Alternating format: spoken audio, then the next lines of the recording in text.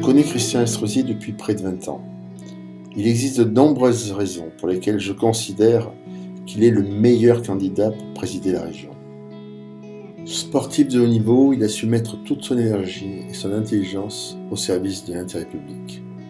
Travailleur infatigable, il possède incontestablement une vision politique de très long terme. Maire de Nice, président de la métropole qu'il a créée, il a été le ministre de l'Industrie qui a mis en place les pôles de compétitivité.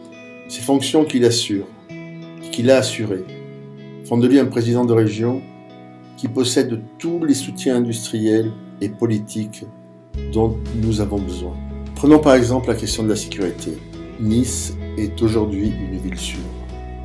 Les nombreuses caméras de surveillance installées ont permis une dissuasion de la délinquance. Cette décision politique fortement décriée par une opinion bien pensante trouve aujourd'hui un très fort écho après les événements dramatiques récents de Paris. Les cris d'orfraie poussés par certains hommes politiques lorsqu'il a utilisé l'expression de 5e colonne sont tout autant révélateurs.